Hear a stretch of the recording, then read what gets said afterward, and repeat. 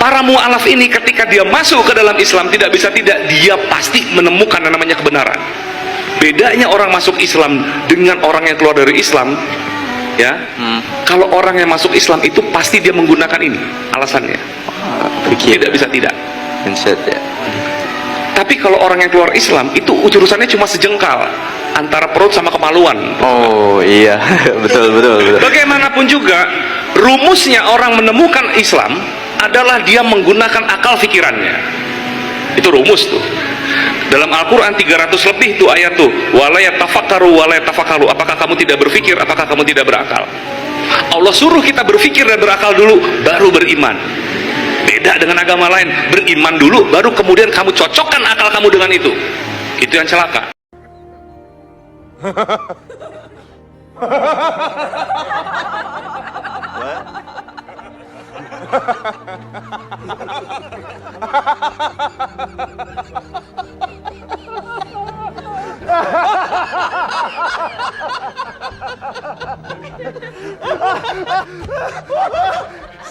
Gosh, great.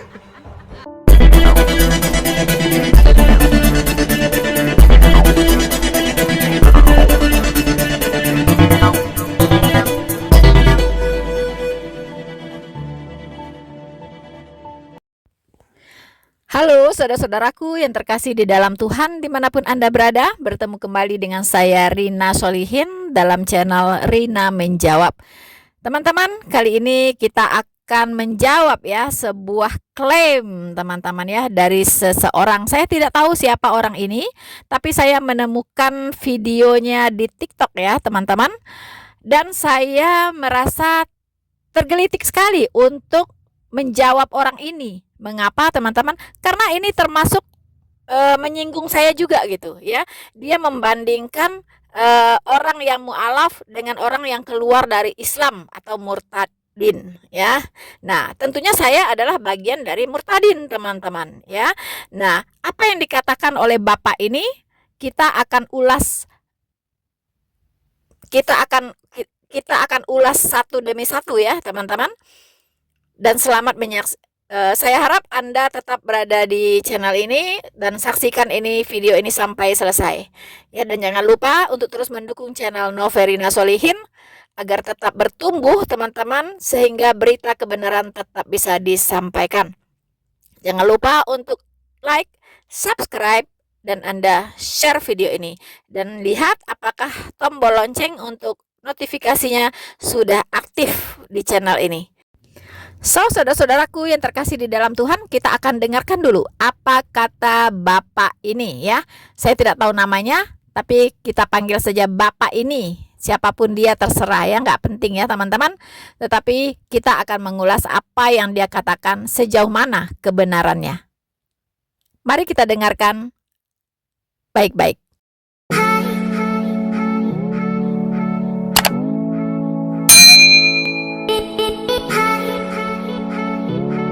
Para mu'alaf ini ketika dia masuk ke dalam Islam, tidak bisa tidak, dia pasti menemukan yang namanya kebenaran.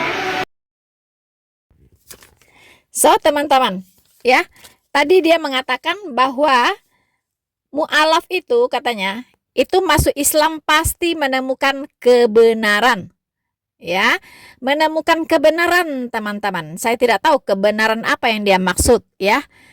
Tapi justru saya mengalami sebaliknya ya teman-teman. Justru saya keluar dari Islam masuk kepada Kristen karena saya menemukan kebenaran. Ya, kebenaran. Yang pada saat saya di agama yang lama itu saya tidak menemukan kebenaran seperti itu. Begitu, ya. Nah, kalau bicara kebenaran tepat sekali adanya di dalam kekristenan, adanya di dalam Yesus Kristus Tuhan. Di Yohanes 14 ayat 6, Tuhan Yesus berkata, "Akulah jalan dan kebenaran dan hidup. Tidak ada seorang pun yang datang kepada Bapa kalau tidak melalui aku." Di sana jelas dikatakan ya, Tuhan Yesus mengatakan bahwa Dia adalah kebenaran. Ya, Dia bukan hanya jalan, tapi Dia juga kebenaran. dan dia juga hidup yang kekal, teman-teman ya. Jadi sudah lengkap semuanya. Dia adalah jalan, tentunya jalan menuju surga. Kemudian dia adalah kebenaran itu sendiri. Kemudian dia adalah kehidupan kekal itu sendiri, teman-teman. Jadi kalau kita sudah percaya kepada Yesus Kristus, kita dapat semuanya. Lalu kebenaran apa yang saya temukan di dalam Yesus Kristus, teman-teman? Yaitu kebenaran, bukan sembarang kebenaran. Ya, kebenaran yang bukan sembarang kebenaran, tetapi kebenaran yang hakiki, yaitu kebenaran yang memerdekakan.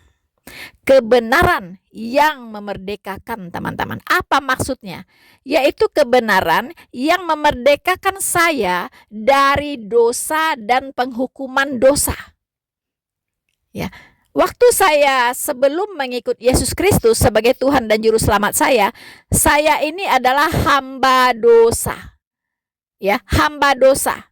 Posisi saya ada di posisi orang berdosa. Karena dosa-dosa saya ini, saya harus dihukum di neraka. Karena upah dosa adalah maut. Dosa setetes pun itu harus dihukum di neraka. Ya, tidak ada orang bisa membawa dosa ke sorga, tidak bisa. Walaupun secuil, tidak bisa. Makanya dosa itu harus dibereskan. Nah, ketika saya percaya kepada Yesus Kristus dan mengikuti firman-Nya, maka Dia berkata, engkau akan menemukan kebenaran dan kebenaran itu akan memerdekakan kamu. Saudara-saudaraku yang terkasih di dalam Tuhan, dimanapun Anda berada, seperti yang tertulis di Yohanes 8 ayat 31 sampai 32, yaitu tentang kebenaran yang memerdekakan. Di sana Tuhan Yesus berkata, jikalau kamu tetap dalam firman-Ku, kamu benar-benar adalah murid-Ku, dan kamu akan mengetahui kebenaran, dan kebenaran itu akan memerdekakan kamu. Nah, ini maksudnya apa, teman-teman? Penjelasan tentang ini, yaitu kebenaran yang memerdekakan ini, kita bisa baca di Roma 8 ayat 2. Di sana tertulis, Roh yang memberi hidup telah memerdekakan kamu dalam Kristus dari hukum dosa dan hukum maut. Kemudian diperjelas lagi di Roma 6 ayat 18, berbunyi, kamu telah dimerdekakan dari dosa dan menjadi hamba kebenaran. Oh, ternyata teman-teman ya, ternyata saya dimerdekakan dari perhambaan dosa dan dari hukum maut, teman-teman ya. Jadi dulu saya sebelum bertobat menerima Yesus Kristus sebagai Tuhan dan Juru Selamat saya masih menjadi hamba dosa. Ya. Masih menjadi hamba dosa, teman-teman. Setelah saya bertobat menerima Yesus Kristus sebagai Tuhan dan Juru Selamat saya berpindah menjadi hamba kebenaran. Kenapa?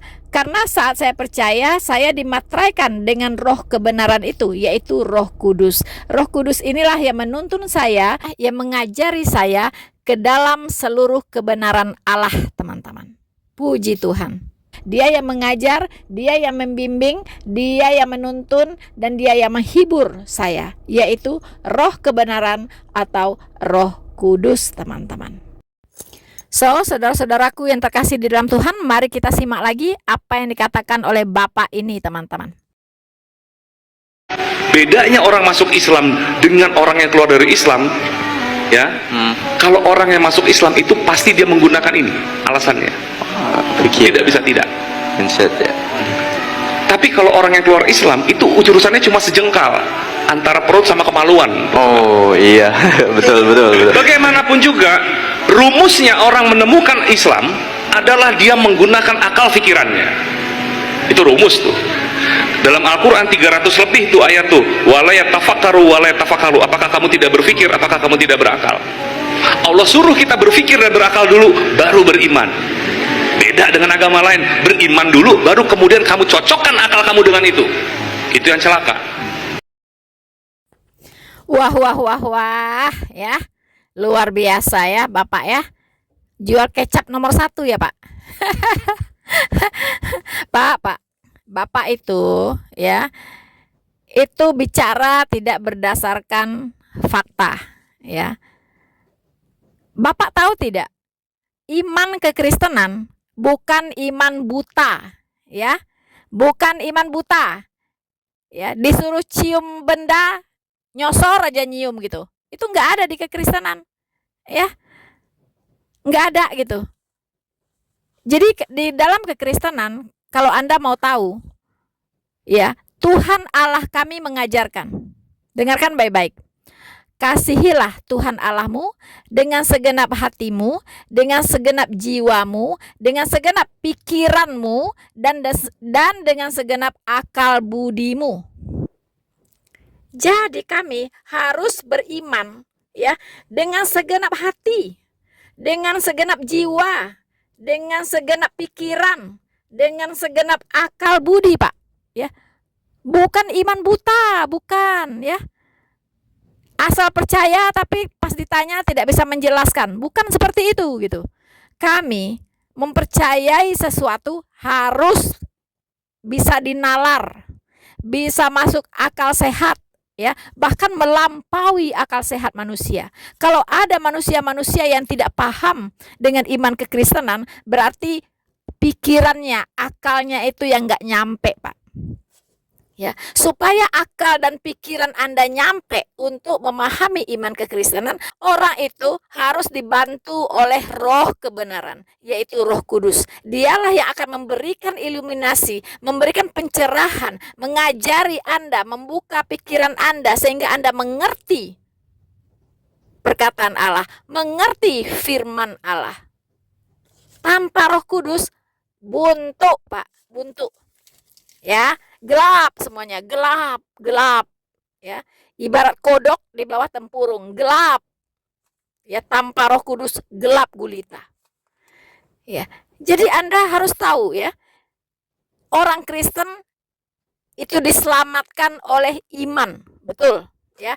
Orang Kristen hanya diselamatkan oleh iman, tidak boleh ditambahi, tidak boleh dikurangi ya, tidak boleh ditambahi. Diselamatkan oleh iman dan bla bla bla bla, tidak ada. Diselamatkan hanya oleh iman yang benar kepada Yesus Kristus. Tidak diselamatkan oleh perbuatan baik, amal ibadah yang banyak, ya kan? Wah, kesalehan dan sebagainya. Tidak, itu tidak menyelamatkan orang Kristen. Kenapa? Tuhan Allah orang Kristen berkata, kesalehan kamu itu seperti kain kotor di mata Tuhan. Jangan bangga kau soleh ya. Hanya dengan bungkusanmu ya, packagingmu yang seperti orang-orang rohani, sangat rohani sekali, tetapi Tuhan bilang, kamu seperti kuburan yang dibalur putih. Di luarnya seperti bagus ya, bersih, di dalamnya tulang belulang yang busuk. Itulah manusia. Ya, jadi orang Kristen tidak diselamatkan oleh yang lain-lain yang bersifat materi duniawi ya, tidak. Tetapi orang Kristen hanya diselamatkan oleh iman yang benar kepada Yesus Kristus. Iman. Ya. Lalu bagaimana iman itu? Begitu. Nah, apakah percaya Yesus langsung masuk surga? Langsung dijamin masuk surga percaya Yesus? Wow. Ingat, Pak, iblis pun percaya kepada Yesus. Iblis tahu persis Yesus itu adalah Tuhan Allah yang harus disembah. Iblis tahu dan iblis percaya. Makanya si iblis ingin ya menyaingi Tuhan, juga ingin disembah. Ya. Dia ingin menyaingi Yesus Kristus. Maka muncullah Yesus palsu, Yesus lain, begitu kan? Nah, itu adalah iblis. Ya, iblis yang menyamar. Ya. Jadi di dalam iman kekristenan itu ada 3 komponen yang harus dimiliki oleh seorang Kristen. Komposisi imannya harus benar. Pertama, pengetahuan. Yang kedua, perasaan. Yang ketiga, kehendak. Tanpa 3 komponen ini, pasti imannya nggak benar. Ya, apa itu pengetahuan? Artinya Anda harus memiliki pengetahuan dulu.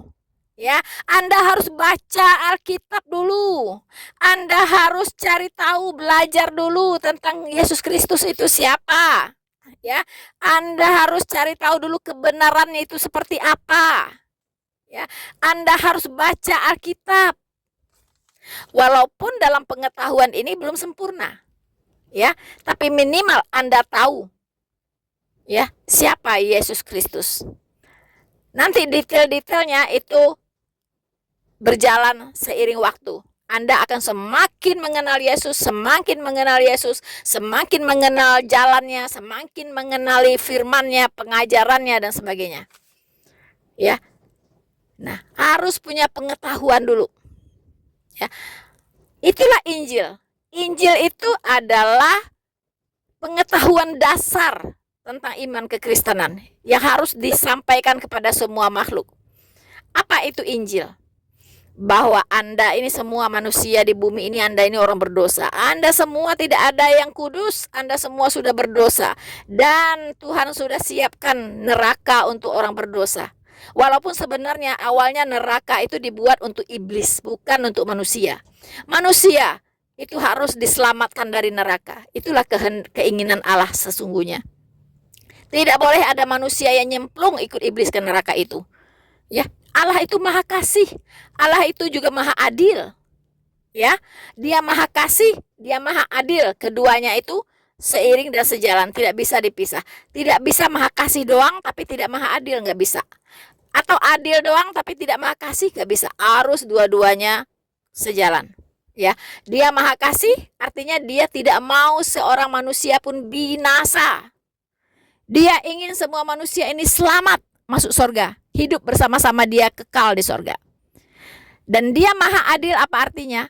Kalau ada manusia yang tidak mau ikut Tuhan tapi pilih ikut iblis, maka atas keadilannya manusia ini harus dihukum bersama-sama dengan iblis di neraka.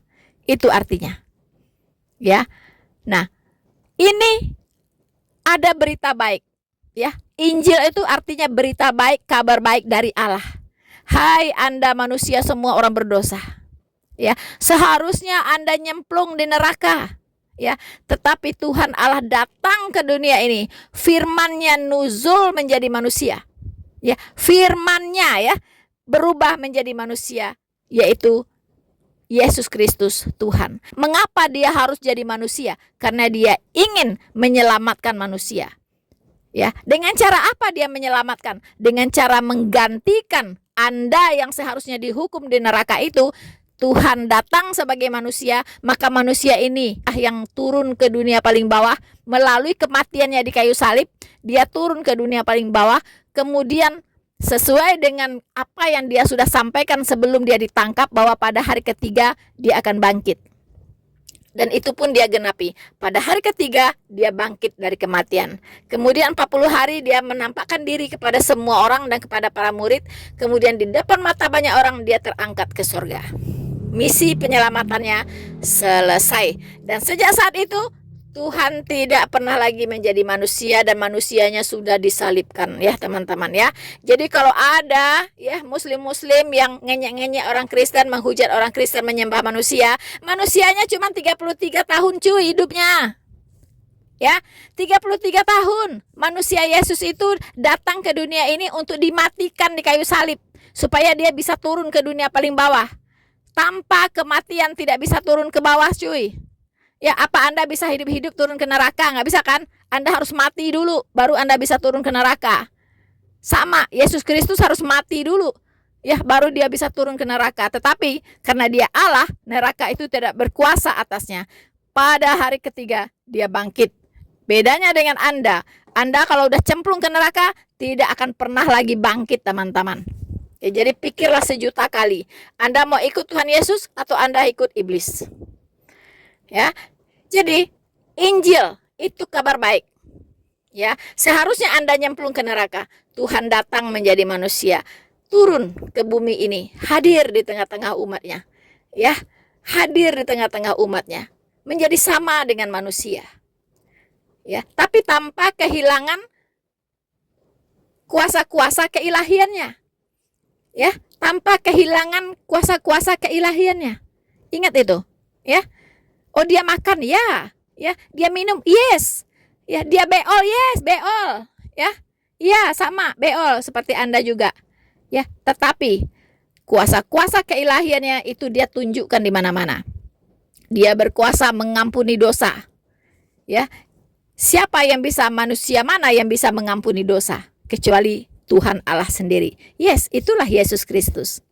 Dia kuasa mengampuni dosa. Jadi Anda kalau teriak-teriak minta ampun supaya diampuni dosa Anda, itu menguap seperti embun aja, embun di pagi hari menguap.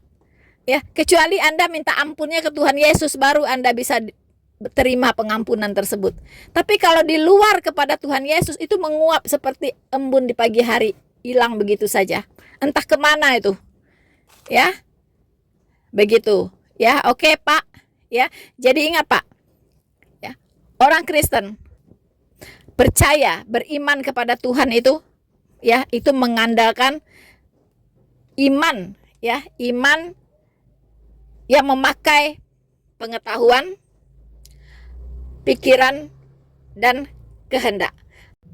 Jadi 3 komposisi iman di dalam kekristenan, ya, yaitu pertama, pengetahuan, yaitu berita Injil. Anda harus mendengar Injil, itulah pengetahuan awal yang harus Anda punyai sebelum Anda percaya kepada Yesus Kristus sebagai Tuhan. Ya. Kemudian perasaan. Setelah Anda mendengarkan berita Injil ini, perasaan Anda jadi tenang. Perasaan Anda jadi lega, ya, bahwa saya tadinya harus nyemplung ke neraka, ternyata Tuhan datang, ya, ingin mengampuni saya, ingin menebus saya dari kutuk maut itu, dan saya dimerdekakan dari kutuk maut itu, dan saya hidup sebagai orang-orang yang merdeka. Wow, bersyukur sekali, senang sekali rasanya, happy sekali, ya, hidup sebagai hamba kebenaran, bukan lagi hamba dosa. Ya, saya bukan orang benar, tapi saya dibenarkan oleh Yesus Kristus karena iman saya. Bisa bedakan? Ya. Bukan saya orang benar, saya sih orang berdosa gitu. Tapi saya dibenarkan oleh Yesus Kristus. Ya, oleh kematiannya di kayu salib yang menggantikan saya dihukumkan. Saya yang tadinya orang berdosa berpindah posisi menjadi orang-orang kudus. Saya orang kudus yang dibenarkan oleh kematian Yesus Kristus, penebusan Yesus Kristus. Lega rasanya, lega. Jadi saya udah nggak takut mati, teman-teman. Ya, kapanpun saya mati, saya katakan saya pasti masuk surga. Bukan karena kehebatan saya, bukan karena kesucian saya, bukan karena saya maha benar, tidak. Ya, tapi saya dibenarkan oleh Yesus Kristus. Ya, saya menjadi orang benar di mata Dia. So, teman-teman, kemudian setelah perasaan saya lega, kemudian saya berkehendak, take action. Ya, saya berkehendak itu artinya take action. Saya take action untuk percaya kepada Dia, untuk menyerahkan hidup saya kepada Dia. Ya, saya percaya kepadanya. Saya percaya kepada Injil ini. Itulah kehendak. Nah, begitu Pak, ya, Bapak apa ini namanya? Begitulah iman orang Kristen. Tidak main percaya-percaya saja, tapi semua harus dipahami dengan baik. Ya, kira-kira masuk logika enggak gitu. Kalau Anda yang menggantikan saya dihukum atau Anda menebus saya, sorry, saya enggak percaya, Pak. Ya, sorry, saya enggak akan percaya kalau Anda menebus saya.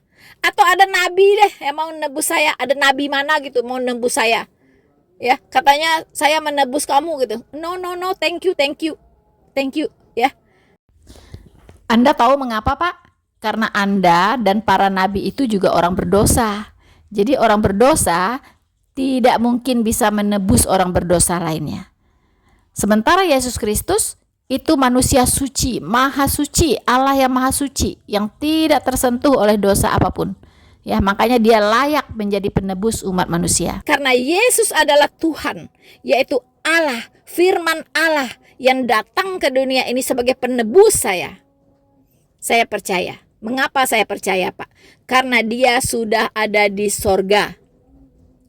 Kalau Yesus Kristus hari ini masih mati, tidak bangkit, saya tidak percaya. Sorry, ya. Karena Dia sudah bangkit dan Dia sudah naik ke sorga dan menyiapkan tempat bagi saya di sorga, maka saya percaya kepadanya. Karena orang bohong, pendusta, ya, pembohong, pembual itu tidak akan pernah bisa masuk surga. Ya, tidak akan pernah ada di surga, Pak, kalau pendusta itu. Ya. Karena Yesus sudah ada di surga, pasti dia tidak berdusta. Pasti dia maha benar, ya, dengan segala firman-Nya. So begitu ya, semoga Anda paham ya, Pak.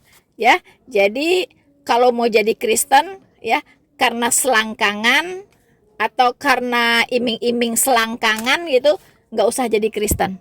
Atau jadi Kristen karena perut lapar, ya, mau cari makan, mau cari kesenangan, jadi Kristen, jangan jadi Kristen. Anda salah masuk kandang. Salah masuk kandang ya, salah. Karena itu semua tidak akan Anda dapatkan di dalam kekristenan. Justru Anda mengikut Yesus harus bayar harga, harus pikul salib. Ya, kayak saya nih, waktu awal saya bertobat terima Yesus, pikul salib, Pak. Saya diusir ya, saya dihina, dinista, dihujat, bahkan tidak diakui sebagai keluarga oleh saudara-saudara saya. Ya. Disumpahin, ya. Nah, itu semua harus dialami gitu. Mengikuti Yesus gak gampang.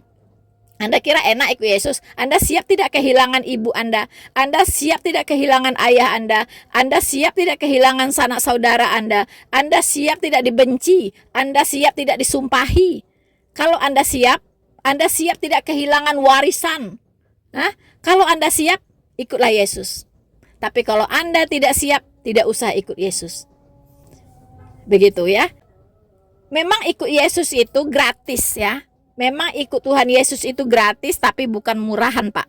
Bukan murahan. Anda harus siap bayar harga yang sangat mahal. Bahkan Anda siap kepala Anda dipenggal. Siap tidak? Kalau Anda tidak siap dipenggal, janganlah ikut Yesus. So, teman-teman, sekian dari saya. Semoga paham ya orang-orang ini, ya kan? Mungkin banyak di luar sana yang masih punya pemahaman yang sama dengan Bapak ini. Semoga Anda mengerti apa yang saya sampaikan. Untuk penutup, mari kita lihat teman-teman kesaksian 2 murtadin Minang berikut ini. Oh, jadi maksud Refda tadi gini, karena kita ini orang berdosa. Orang berdosa. Tidak ada manusia yang bisa menyelesaikan dosanya sendiri. Iya, Benar tidak ada ya. Tidak ada yang bisa menyelesaikan dosa. Bisa nggak? Ini loh, banyak orang, saya inilah pasti masuk surga karena saya banyak bantu orang, sumbang sana, sumbang sini. Ya kan, saya orang yang baik hati dan sebagainya. Nah, seperti itu bisa nggak menyelesaikan dosa? Seberapapun uangmu, ya kan. Mau sebesar sakombu, sakaruang sagoni, sagoni. Ya, mau berbuat baik sebesar apapun itu tidak akan bisa membawa kita ke surga. Tidak akan ada hartamu, tidak akan membawa jiwamu ke surga. Hanya penebusan Tuhan Yesus Kristus di kayu salib lah yang bisa membawa kita masuk ke surga, dan pasti kalau pada saat mati kita pasti masuk surga. Amin, amin, amin. Ya, karena apa?